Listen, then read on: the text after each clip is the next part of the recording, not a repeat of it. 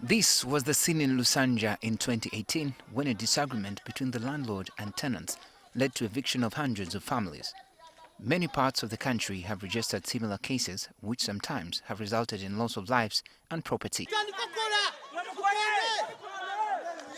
In an effort to cure this, government, following a week-long retreat at Chankwanzi, revealed plans to make another amendment to the Land Act. We are going to amend the law so that if the tenant does not find the landlord to receive the Busuulu, then the tenant can be allowed by law to make the payment at the sub-county.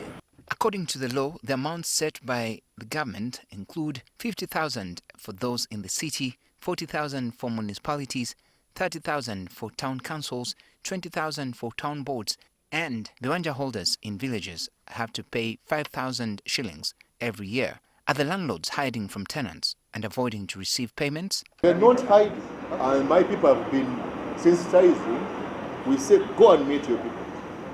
But most of these people, 80% have no documentation on how they came on your land, but they are there. The chairman of the Uganda Land Owners Association, James Galabuzi Mukasa, believes the problem is bigger. I am a landowner, I have my title, but you are dealing with people who are on my land, some of whom even I don't even accept to be on my land, and now they are paying the Busuulu at the Gombolola, even without my consent.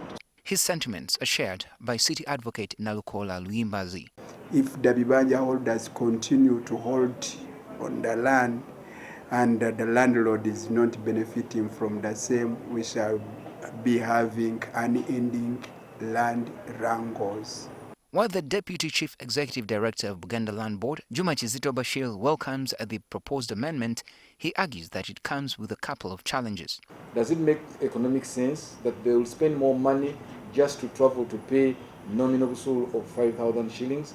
That is a challenge that government needs to address. Two, Gombolola centers, are we turning them into money collecting points? Because as we know, these places are not fitted with strong rooms, they are not fitted with security that usually encompasses places that collect money.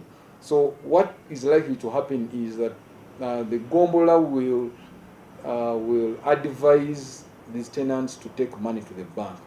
They all agree that beyond the mode of payment, the biggest problem is the amounts payable. Since land, especially here in Buganda, it is prime land. Landlords do not appreciate that Busuulu, just peanuts. So the approach should change as the times have changed. The approach of saying that you're going to take Busuulu to the Gombolola, that won't resolve any issue. The experts recommend, among other things, that government considers paying off befitting amounts to landlords and takes ownership of the land and possible sharing of the land between the landlords and the Bibanja holders. The Land Act and the land policy talk about this option, that these two can share the land, but government failed to offer any means of how this can work out. What percentages should be followed? The remedy may be in the landlord compensating the Bibanja holder for his equitable interest over the land, and then the Bibanja holder acquires another piece of land somewhere else. And I'm now recently trying to, to say to government an approach of an economic inclusion in land management or land ownership, whereby landowner and a tenant go into business partnership, develop their land. Buganda Land Board further advises government to consider other initiatives like land leasing. Isn't it high time the government supports such initiatives where the registered proprietors and tenants can enter into leasehold arrangements? We can only wait to see how fast government will move to amend the law and if the proposed alternatives could be considered to ensure a win-win situation for all. Benjamin Jumbe, NTV.